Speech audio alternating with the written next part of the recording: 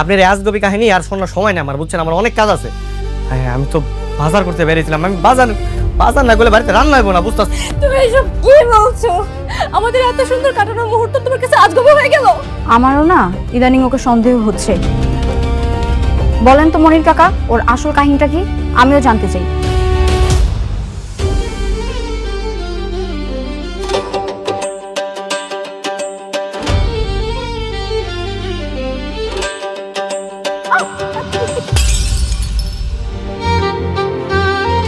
Sorry sorry sorry sorry sorry আমি আসলে দেখিনি, সরি। এই সরি মানে কিসের সরি? হ্যাঁ, আপনি দেখছেন আমি এখান থেকে যাচ্ছিলাম, দিলাম তো ধাক্কা লেগে আমার মাছের চারটা ফেলে। এখন কি হবে? তাই নাকি? মেয়েটাকে তোর অনেক ভালো লেগেছে? হ্যাঁ মা, অনেক পছন্দ হয়েছে। সরি, আমি বিয়ে করতে পারবো না।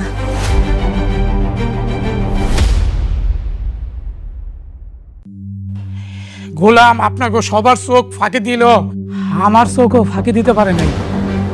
আজকে ওর পর্দা ফাঁস করে দিব। বাবা, আমি আগেই সন্দেহ করেছিলাম এই গোলামের মধ্যে যে গোপন কোনো একটা রহস্য আছে যেটা আমরা কেউ জানি না। আমারও না ইদানিং ওকে সন্দেহ হচ্ছে। বলেন তো মনির কাকা, ওর আসল কাহিনীটা কি? আমিও জানতে চাই।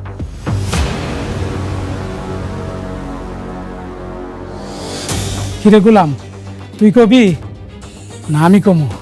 না মানে আমি তো কিছু করি নাই, আমি তো জানি না আমি কি করছি, কি বল।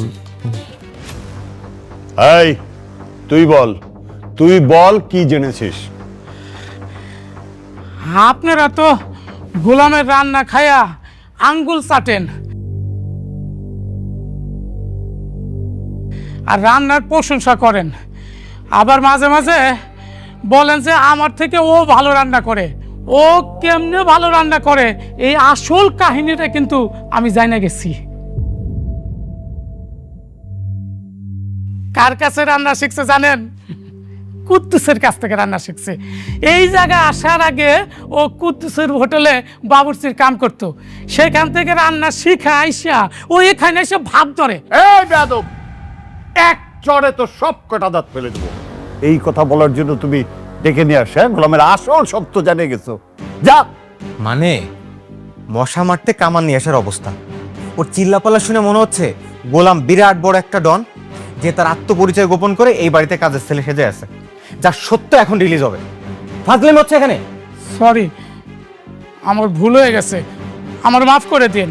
নেক্সট টাইম আর এই ধরনের ফালতু খবর নিয়ে আমাদের সামনে আসবে না, গাধা কোথাকার। যাও এখান থেকে। ঠিক আছে ম্যাডাম। এই গোলাম যাও।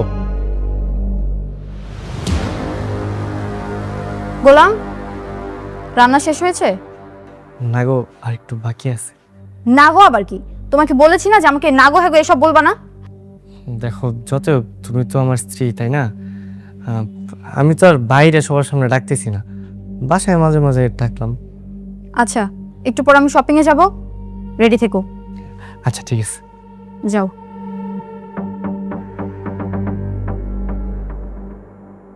ম্যাডাম, আপনি এই শাড়িটা দেখতে পারেন, আপনার পছন্দ হবে।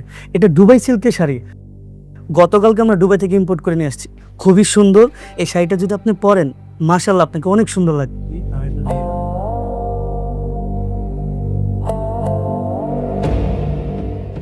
না না না না, এটা জীবনও দুবার শাড়ি বোন। হু আর ইউ? ম্যাডাম, এই লোকটাকে? আমি ওনার বাসার কাজের লোক। কি কাজের লোক? তুই একটা কাজের লোক হয়ে এত দামি শাড়ি হাত দিছস? তুই জানোস এই শাড়ির দাম কত? হ্যাঁ, জীবনে গেছস দুবাই? দুবাই শাড়ি চিনস? আমার মনে হইলো, আমার মন করতেছে এটা জীবনও দুবার শাড়ি হবো না, এটা বড় জোর গুলিস্তানের শাড়ি হইতে পারে। কাপড়টা দেখে তো হয়েছে কেমন কেরমেরা মনে হতেছে কাপড়। তোর তো সাহস কম না? ম্যাডাম, এসব ফকিন্নির বাচ্চাদেরকে কেন আপনার সাথে করে নিয়ে আসেন? হ্যাঁ, ওর জন্য তো আমার সবার মান সম্মান সব চলে যাচ্ছে। ও আমার দুবাই সিল্কের শাড়িটা বলতেছে কেরমেরা গুলিস্তানের শাড়ি। ম্যাডাম, এই লোক মিথ্যা কথা কইতেছে, এটা দুবাই শাড়ি না, বুঝছেন? আর ডব মারতেছে, চলেন আমরা অন্য দোকানে যাই। কিসে? আমি ডব মারতেছি মানে? আমি ডব মারতেছি? ম্যাডাম, আপনি এখানে আরাম করে বসেন, আপনার জন্য জুসের ব্যবস্থা করতেছি। আর এই কাজের লোকের ব্যবস্থা করতেছি। এই চল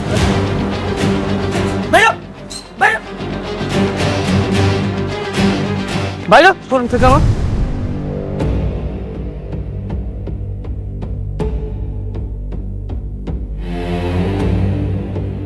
ফকিন্নির বাচ্চা, তোরে যেন আজকের পর থেকে এই শোরুমের সামনে না দেখি। তোদের মতন ফকিন্নিরে ভিতরে ঢুকতে দেওয়াই উচিত না। আপনাকে ধাক্কা দিয়ে ফেলে দিলেন কেন? ওরা ধাক্কা দিয়ে ফেলে দিছি, বেশ করছি। বেশ করেছি।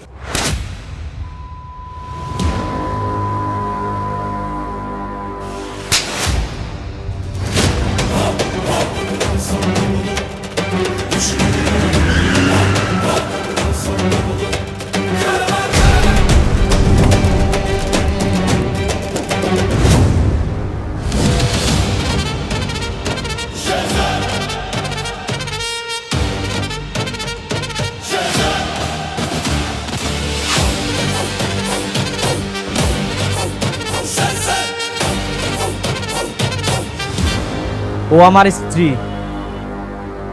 ওর গায়ে কেউ হাত তুললে একদম জানে মেরা দিমু।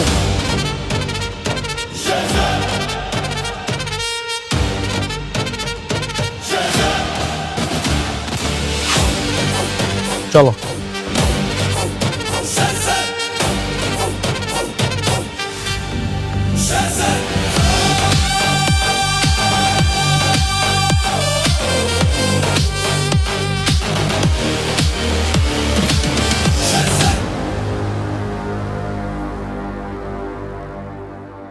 হ্যালো, হ্যালো, আসসালামু আলাইকুম খালাম্মা।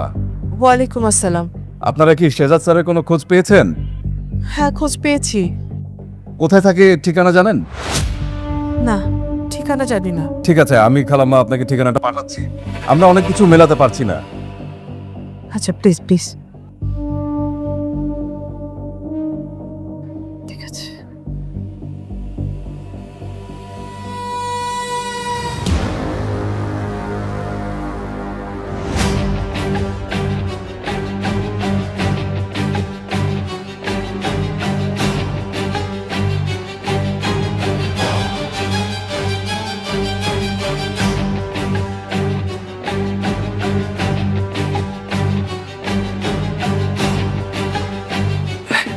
ম্যাডাম দুধটা খাই নিন। খাবো না আমি। হ্যাঁ হ্যাঁ ম্যাডাম, দুধ না খেলে তো পরে আপনার শরীর খারাপ করবো, দুর্বল হয়ে যাবেন। খেয়ে নিন ম্যাডাম, আমি যাই। গোলাম, দাঁড়াও, এখানে বসো। বসু বসো। জি জি ম্যাডাম, বলেন। আজকে তোমাকে দেখে আমি হঠাৎ অবাক হয়ে গেলাম। তুমি একটা কাজের লোক হওয়া সত্ত্বেও তোমার কোনো সমস্যা হলে এত গাড়ি, বডিগার্ড সব ছুটে চলে আসে। আর আজকে তোমার যে ভাবমূর্তি ছিল, আমি তো ভয়ই পেয়ে গিয়েছিলাম। ওই যে সেই লোকটা, ওই যে শেহাজাদ চৌধুরী নাকি কি, ওর যে লোকজন আছে ওরা ভাবছে যে আমি ওর মানে বস, আমি শেহাজাদ চৌধুরী। এই কারণে আমার বিপদ দেখে সবাই চলে আসছে। আসলে আমি তো ওই লোক না, ওরা ভুল বুঝছে। তারপরেও তুমি যাই বলো, আজকে আমি এক অন্য গোলামকে দেখেছি। ম্যানেজার আমার গায়ে হাত তোলার পর তুমি যেভাবে ছুটে এসেছিলে, মনে হচ্ছিল এটা তুমি না, অন্য কেউ।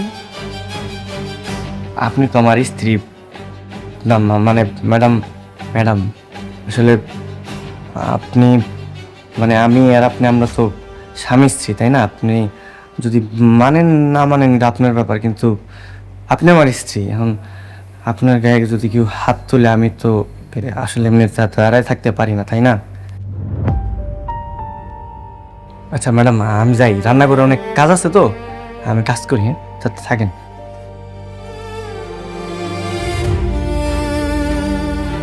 আপনি আমার স্ত্রী, এখন আপনার গায়ে যদি কেউ হাত তুলে আমি তো আসলে এমনি দাঁড়ায় থাকতে পারি না, তাই না?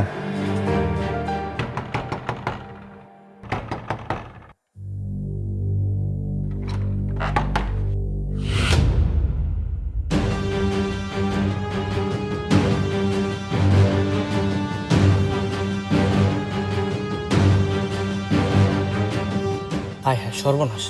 এর আমার বাড়ি বন্ধু চলে এসেছে। আপনারা এখানে আছেন কেন? হ্যাঁ, দাঁড়ান দাঁড়ান, ভিতরে ঢুকবেন, হ্যাঁ দাঁড়ান। বাবা, ও বাবা,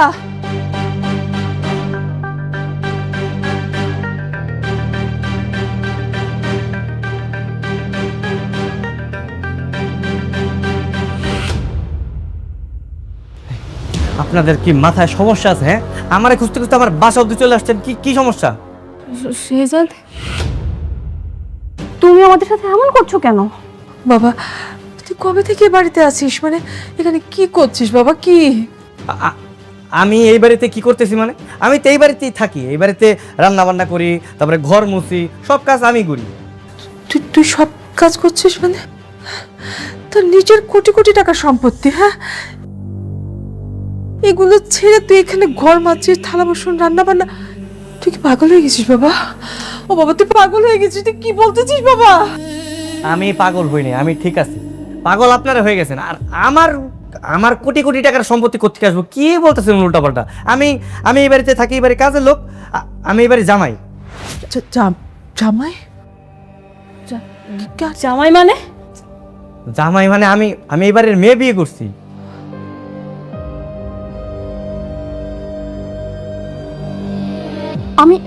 আমি এটা বিশ্বাস করি না। বিশ্বাস কর। আচ্ছা দাঁড়ান দাঁড়ান, এই যে আমি আর আমার বউ।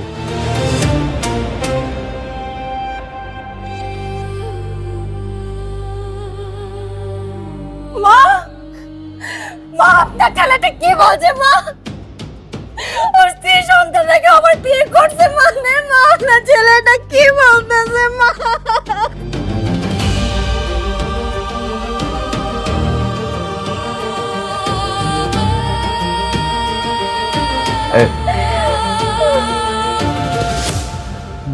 ভাইজান, আসলে হয়েছে কি, আমি চিনি না এনাদের, কি কোথেকে যেন আসছে, কি উল্টাপাল্টা বলতেছে, আবল তাবল বুঝছেন। বলে ইনি নাকি আমার মা, ইনি নাকি আমার স্ত্রী, আর ওটা নাকি আমার সন্তান। আপনি একটু বলেন তো আমার পরিচয় কি? আপনার পরিচয়টা কি বলেন তো একটু? আমি এই বাড়ির বড় ছেলে, আর ও যাকে বিয়ে করেছে ও আমার ছোট বোন।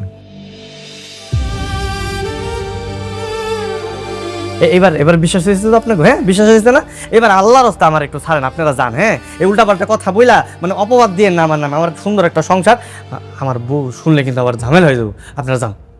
বাহ বাবা বাহ, আমাদেরকে পর করে দিয়ে তুই এখানে বিয়ে করে নিজেকে লুকায় রাখছিস। স্ত্রী, কোটি কোটি টাকার সম্পত্তি, সব কিছুর যে এই বাড়ি, এই ঘর তোর কাছে এত আপন হয়ে গেল বাবা। আমার তো ভালো লাগতেছে। এই আপনার একটা কাজ করেন, যান ওই কাগজ কলম নিয়ে আসেন, আমি সব কোটি কোটির যত সম্পত্তি আছে আমার সব আপনাকে আমি লিখে দিতেছি। আমার এগুলো কিচ্ছু চাই না, কিন্তু তারপর এরকম উল্টাপাল্টা কথা বললেন না। আপনার প্লিজ দয়া করে যান, যান, আমার সংসারটা ভাঙেন না, যান। বোমা চলো, আমাদের শেহজাদ আর আমাদের নাই। দিনের পর দিন বাবা তোর জন্য অপেক্ষা করেছি, আজকে তুই চিনতে পারছিস না আমাদেরকে? কত কষ্ট করে ঠিকানাটা খুঁজে বের করেছি শুধু তোকে বাবা বলে। আজকে তুই চিনতে পারছিস না আমাদেরকে? বোমা, কেউ যদি ঘুমায় থাকে তাকে জাগানো যায়, কিন্তু কেউ যদি জেগে থাকে তাকে জাগানো যায় না।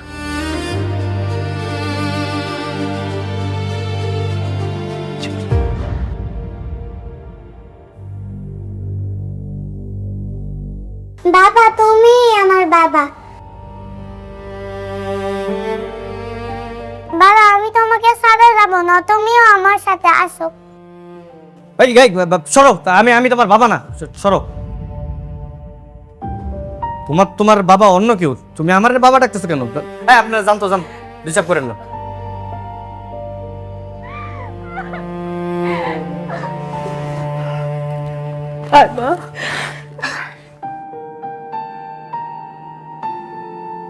দাও না আমার ছবি। যাও যাও, আপনারা জান তো, অনেক ঝামেলা করছেন, যান। আর ঝামেলা করেন, আমার বউ শুনলে ঝামেলা আছে, যান যান যান। চলো বাবা, চলো না, চলো।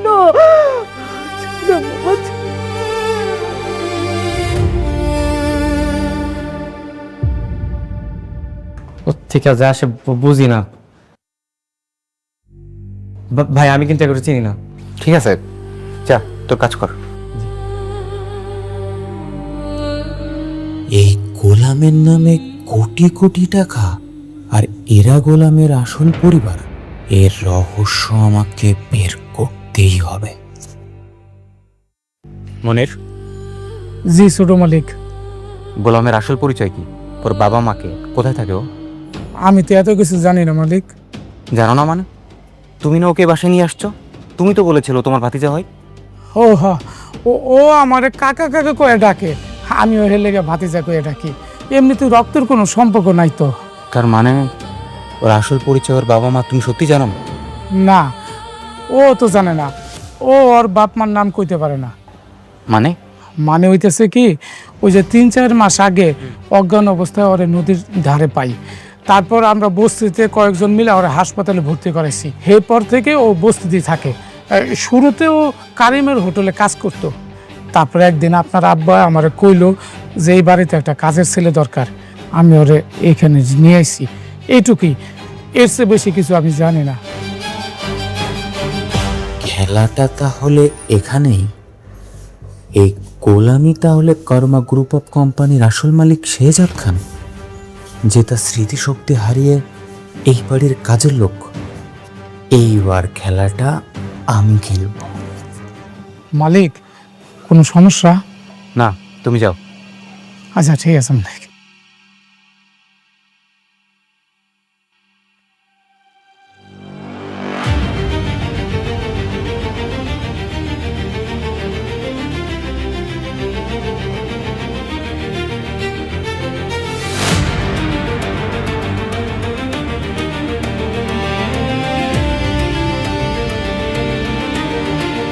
আম্মু, এই দেখো তোমার আঙ্কেল তোমার জন্য কত কিছু নিয়ে আসছে। দেখো, এই যে তোমার ফেভারিট ডল, এই দেখো তোমার ফেভারিট চকলেট। পছন্দ হয়েছে? তুমি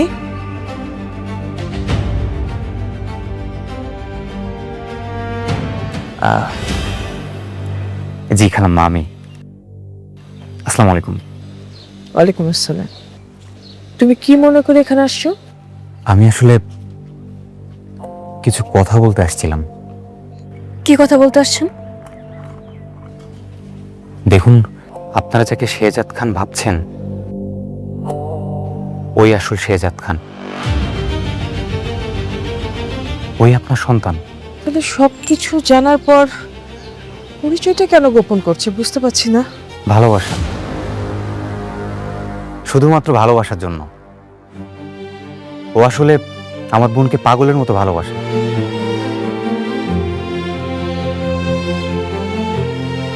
কোনোভাবে আমার বোনকে বুঝতে দিতে চায় না যে ওর আগে একটা বউ ছিল, বাচ্চা ছিল। আর এই কারণে ও আগে সব স্মৃতি, সব পরিচয় অস্বীকার করছে। আর আমরা বোকার মতো ওকে আমার বোনের সাথে বিয়ে দিয়ে ওকে ঘর জামাই করে ঘরে রেখে দিয়েছি।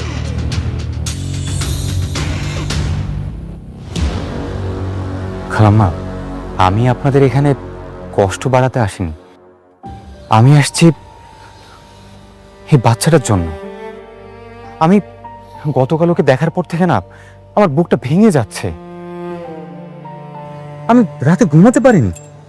এরকম একটা মাসুম বাচ্চা, এরকম একটা দুধের শিশুর সাথে একটা মানুষ কিভাবে এমন করতে পারে, তাও শুধুমাত্র ভালোবাসার জন্য। শুধুমাত্র ভালোবাসার জন্য। আসলে আমার বোনকে ও বড্ড বেশি ভালোবাসে তো। আমি আজকে জানতে পারলাম ওর আসল পরিচয়টা। এরপর আমি কি করব, কাকে বলবো, আমার কি করা উচিত, আমি কিচ্ছু বুঝতে পারছি না।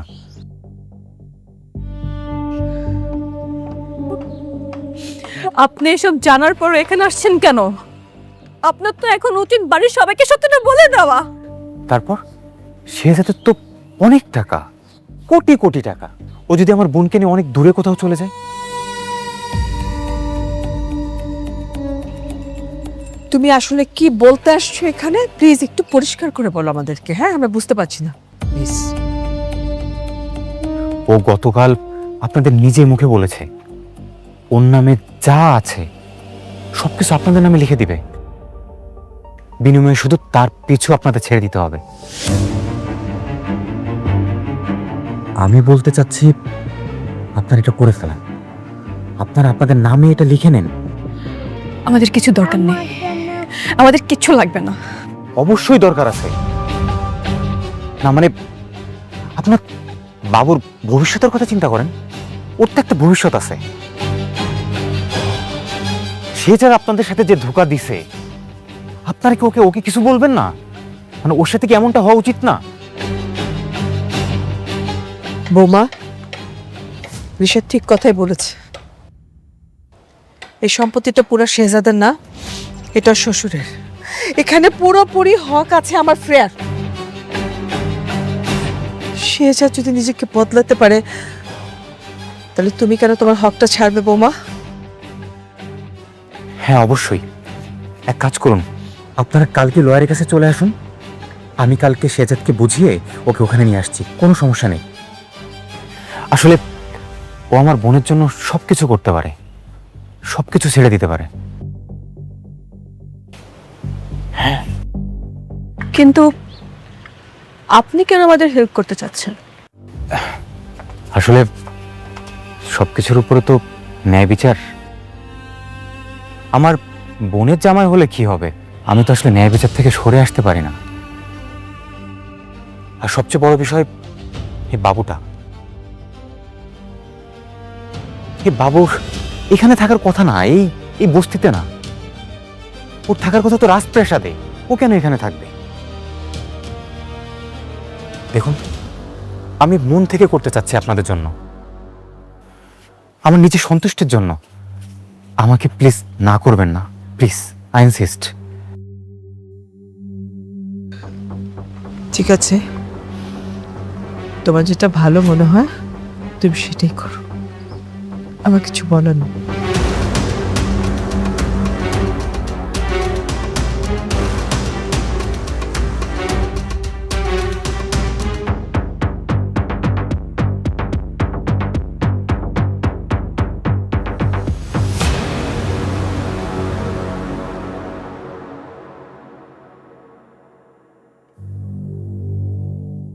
সিগনেচার হয়ে গেলে কারমা গ্রুপের 25% শেয়ার সহ সমস্ত সম্পত্তি ফাতেমা বেগমের নামে চলে যাবে।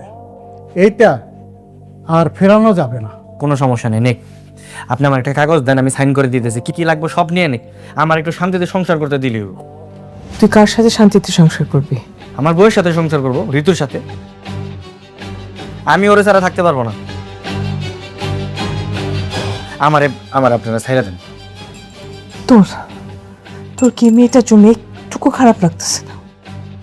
একটু মায়া লাগতেছে না? এই যে বাচ্চাটা, তোর বাচ্চাটা, তার জন্য তোর খারাপ লাগতেছে না?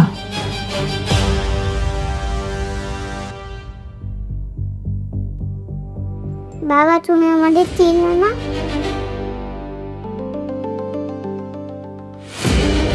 মামুনি, আমি তোমার বাবা না, বুঝতে পারছো? সত্যি বলতেছি, তোমার বাবা আমি না, অন্য কেউ। রিশাদ ভাই শোনেন না, আমি ওনাদের সবকিছু সাইন করে দিতেছি, ঠিক আছে? ওনারা আমার পিছনে পড়ে থাকবো না তো? আরে না না না, তোমার পিছনে কেউ আসবে না। আচ্ছা ঠিক আছে। আমার মানে আপনি শুনেন, আপনি রাগ করেন না, বুঝছেন? কষ্ট পায়েন না। আসলে দেখেন, মানে আমি যাদেরকে চিনি না, এর জন্য তো আমার মন টানতেছে না, বুঝতেছেন না? আপনি যারে খুঁজতেছেন সে হয়তো বা অন্য কেউ, মানে বাইরে কোথাও আছে। আপনি ওনারে খুঁজেন, আমারে ছেড়ে দেন। নিজের মাকে বলছেন ছেড়ে দেন, নিজের মাকে উনি করে বলছে। প্রেম মানুষকে কতটা অন্ধ করে দিতে পারে। ঠিক আছে, ছেড়ে দিলাম, যা। আজকে থেকে তোর জন্য এক ফোঁটা চোখের পানি আমি ফেলবো না। সই কর, যা কিছু আছে নিয়ে যা, সই কর। হ্যাঁ, সই করো। আজকের পর থেকে আমরা তোমার বাধা হয়ে দাঁড়াবো না।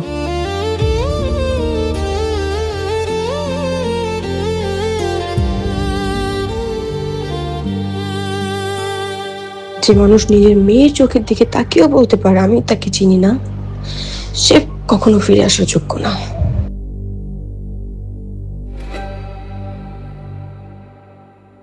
বাবা লেখো না, মা কান্না করবে।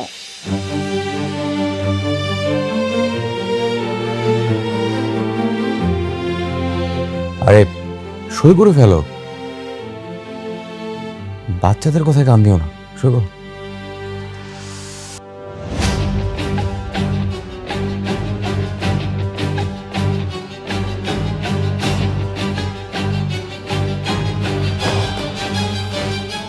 ওকে, থ্যাংক ইউ।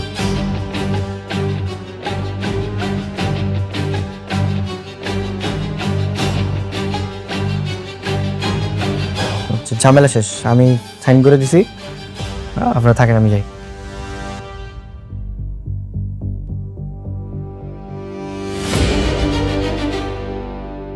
খালাম্মা, আসলে এই মুহূর্তে এই কথাটা বলা ঠিক হবে কিনা আমি জানি না, তারপর আমি একটু বলতে চাচ্ছি। দেখুন, গোলাম তো আসলে ওর পিছনে সব স্মৃতি মুছে ফেলে দিয়ে মুভ অন করছে। আপনার কি মনে হয় না যে ফাতেমার লাইফে আসলে মুভ অন করা উচিত? আফটার অল তার একটা বাচ্চা আছে, বাচ্চার তো একটা ভবিষ্যৎ আছে, আর একটা সিঙ্গেল মায়ের পক্ষে একটা বাচ্চা মানুষ করা কতটা কঠিন সেটা তো আপনি বোঝেন। আমার আসলে খুব কষ্টের জায়গা থেকেই একটা ভাবনা, সেটা আপনাকে শেয়ার করতে যাচ্ছি। আপনার যদি সম্মতি থাকে, আমি ফাতেমাকে বিয়ে করতে চাই।